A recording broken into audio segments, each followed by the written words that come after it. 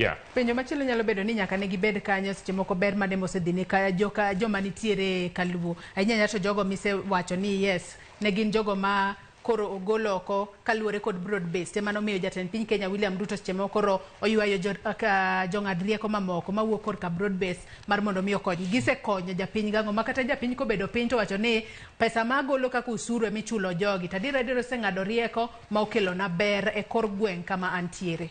Asekwano some of them. One, it is a regime mal broad-based. Emakoro one egi standard gi railway. Madi wuok Naivasha, kadhi nyaka Kisumu. Manyo president said the China mo sign agreement mondo pesa no bi, jo China chagire president nyo wacho ni gedo ni dhi chakore before 2026. Before 2026. Secondly, expanding dara. Aken December no yudi kanye. Nitie jo mane no kode dala December. Nike to nitie jo mane wuok ni dala. Ondine ndara. Nikech oginya gi thurwa. Nikech ndara tin. Okay? Sani ndara no dibed expanded. Awacho kani chona enjoy riembo kabiru kata dhi Nairobi. To tindo kadwa nikech kidwa riembo ki Kisumu ki dhi Nairobi, bro ka wichigni seche aboro. Nikech the amount of traffic. Kolos no gino ma inyalo riembo midhi Kisumu within 3 hours. Okay? Or 4 hours. Inyalo biro Nairobi mitim giri midogi ni Kisumu.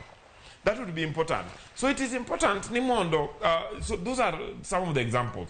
Nyineno ka president no wacho ni Kabonyo mobiro Kabonyo mo wacho ni gidhi kelo anaka culture project mar 1.5 billion.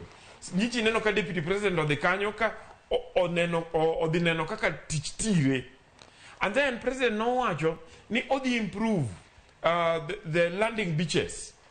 Kai kidhi Homa Bay sani, tineno ka Homa Bay paya ma Homa Bay bicha. Ose losi, nyocha neno ka governor ma Homa Bay to gi principal secretary mar Internal Security and National Administration Dr. Raymond Omolo odhi limo iro ka Homa Bay kama ne rach malich. Sani koro ose los paya maber kama mende bro chunge. Kidhi and gini dhi timore 10 other beaches within Nyanza. President kidhi iluongo ni kanye Fangano kama pok no bede gi lam pok no bede gi ndara sani koro ndara iloso. Okay, and several other places in all over Nyanza. So it is important ni mondo what utilize this opportunity magudui waso jowa mwanyalo so sirkal to agol gimo wanya golo mondo watene jothurwa.